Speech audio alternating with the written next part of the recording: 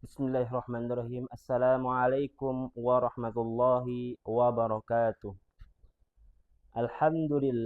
Alhamdulillahilladzi adhaka wa abaka wa annahu huwa amata wa ahya wa annahu khalaqaz zawjaini adh-dhakara wal untha min nutfatin idha tumna. Ashhadu an la ilaha illallah wa ashhadu anna Muhammadan abduhu wa rasuluh. La nabiyya wa la rasula ba'dah. Allahumma salli ala Sayyidina Muhammad wa ala ali Sayyidina Muhammad. Syukur kita kehadirat Allah Subhanahu wa ta'ala yang telah mana memberikan kita banyak nikmat, yang mana salah satu nikmatnya yaitu nikmat Islam, nikmat iman, nikmat sehat wal afiyah, sehingga kita masih bisa duduk bersama, berkumpul di tempat yang mulia ini. Sholawat berikan salam tak lupa kita sanjungkan kepada suri tauladan kita, yaitu Nabi Muhammad sallallahu alaihi wasallam, yang mana telah membawa hambanya dari zaman penuh kegelapan menuju zaman penuh terang menerang ini. Yang mana arti dari zaman penuh kegelapan, yaitu zaman yang mana penuh darah, perang di mana-mana, perang terus perang, sehingga banyaknya tumpah darah. Dan yang mana zaman kegelapan yang dimaksud yaitu zaman seseorang manusia yang sulit mencari ilmu, sangat sulit mencari ilmu. Akan tetapi sekarang kita sudah dimudahkan mencari ilmu. Kita sekarang tidak perlu harus pergi berangkat kuliah, tidak harus pergi berangkat sekolah, tidak harus pergi ke tempat pengajian untuk mencari ilmu. Akan tetapi kita di pasar, kita jualan bakso, kita di warung, kita bisa mencari ilmu di media sosial yang sedang di dunia ini yang sudah disiapkan. Baiklah teman-teman, sebelumnya perkenalkan, nama saya Aji Setiawan. Mungkin teman-teman di sini, teman-teman kelas KPI 6 sore sudah kenal dengan saya, biasa dipanggil di kelas Awan. Akan tetapi di sini bukan hanya teman-teman kelas KPI sore saja yang datang. Yang hadir di sini bukan hanya kelas 6 KPI saja. Akan tetapi hampir satu PTIQ di sini hadir duduk bersama kita untuk sama-sama belajar mencari ilmu.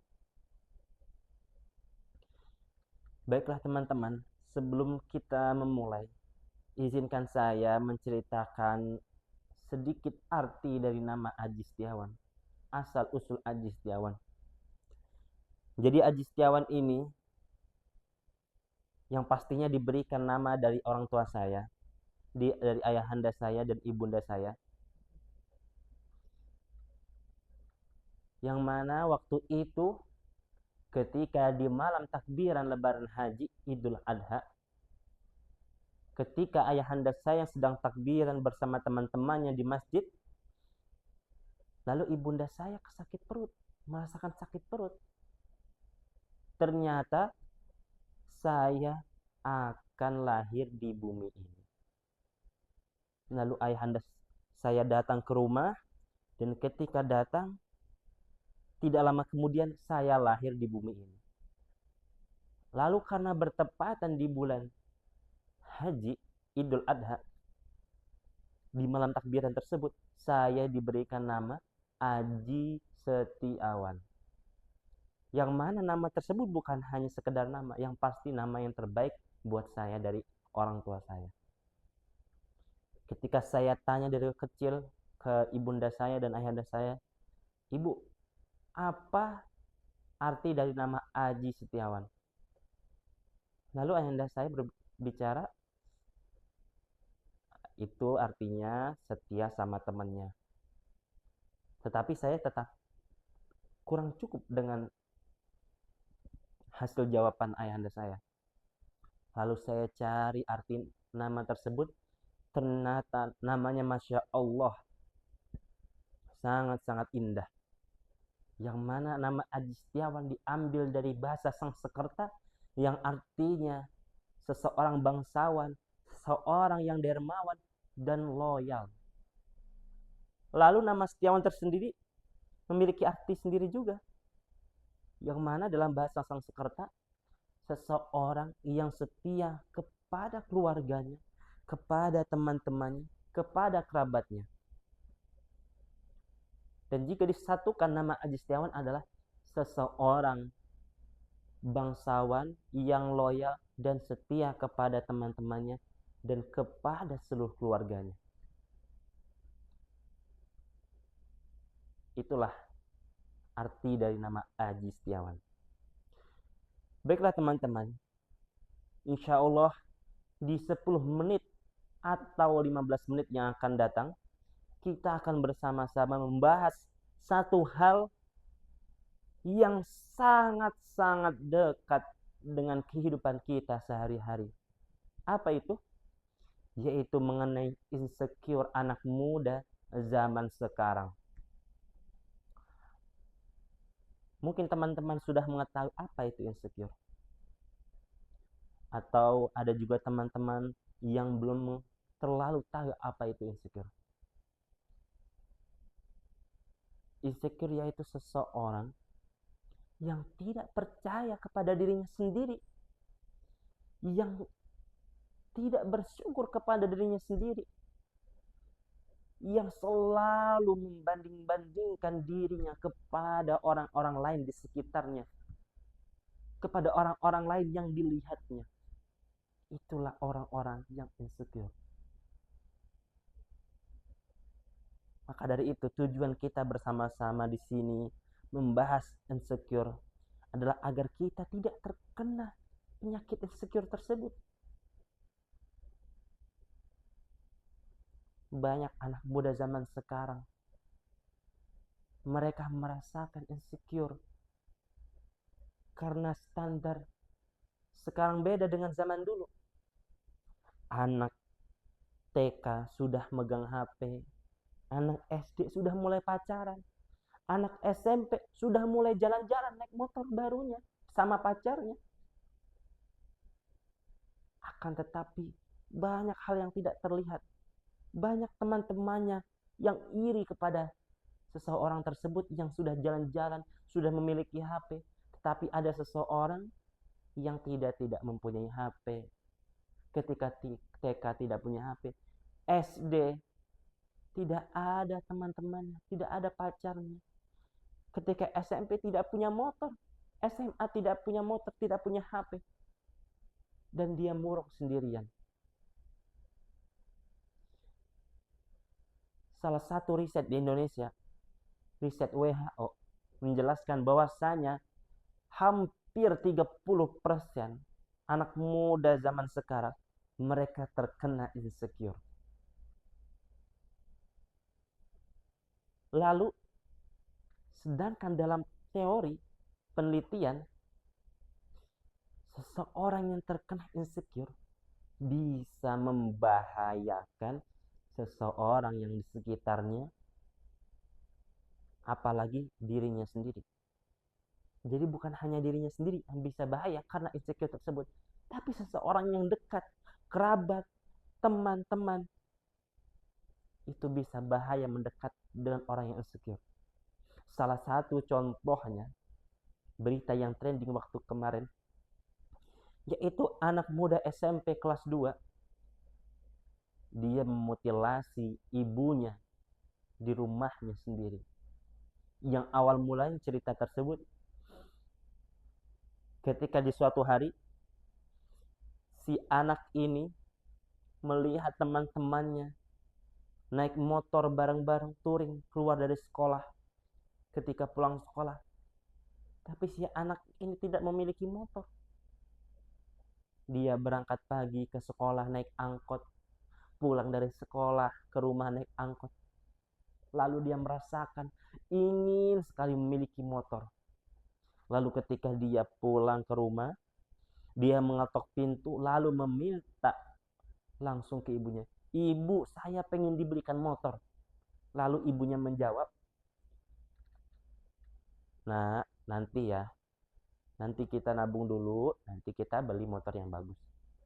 Lalu karena si anak ini sudah kerasukan dengan rasa insecure, sudah dirasuki oleh setan, nafsunya yang tinggi, dan dia tidak terima. Lalu ibunya dimutilasi dengan cangkul di belakang rumahnya. Lalu dimasukkan kayu dan ditaruh di samping rumahnya sendiri. Itulah mengapa insecure ini sangat bahaya. Padahal Allah Subhanahu wa taala menjelaskan di ayat suci Al-Qur'an yang berbunyi, a'udzubillahi minasyaitonirrajim, bismillahirrahmanirrahim. Walaqad khalaqnal insana fi ahsani taqwim. Sesungguhnya Allah Subhanahu wa taala telah menciptakan hamba-hambanya di muka bumi ini dengan sebaik-baik mungkin. Yang mana arti dari ayat ini, Allah Subhanahu wa taala bukan hanya menciptakan hamba ini dengan sembarang menciptakan, tetapi Allah Subhanahu wa taala menciptakan kita semua ini di muka bumi ini memiliki tujuan. Apa tujuan tersebut? Yaitu kita menjalani takdir kita masing-masing. Untuk apa? Untuk taat kepada Allah Subhanahu wa taala. Lalu Allah Subhanahu wa taala menjelaskan lagi di surah Al-Luqman, wala tusa'ir ghaddaka lin-nasi wala tamshi fil ardi marha. Diingatkan kepada hambanya, jangan sampai kalian hambaku ketika kalian sudah aku titipkan rezeki ekonomi yang tinggi, lalu kalian berpaling dariku, lalu kalian merasa angkuh, sombong, tidak bergaul dengan teman-temannya, berpaling, tidak menghadap ke depan pada teman-temannya lagi, merasa tidak kenal karena merasa sudah memiliki harta yang banyak. Lalu Rasulullah Shallallahu Alaihi Wasallam menekankan di dalam hadisnya, qala Rasulullah Shallallahu Alaihi Wasallam, innallaha la yanzuru ila suwarikum wala ila amwarikum walakin yanzuru ila qulubikum wa a'malikum. Yang mana artinya Allah Subhanahu wa taala tidak melihat hambanya dari tampangnya, dari kekarnya, dari tingginya, dari pendeknya, dari cantiknya, dari kekayaannya, dari tahta kekuasaan. Bukan dari itu yang dinilai oleh Allah Subhanahu wa taala. Tapi Allah Subhanahu wa taala menilai hamba-hambanya dilihat dari hatinya yang tulus. Tulus dalam arti tulus dan taat kepada Allah Subhanahu wa taala. Bukan hanya taat ketika ada orang lain kita baru ibadah.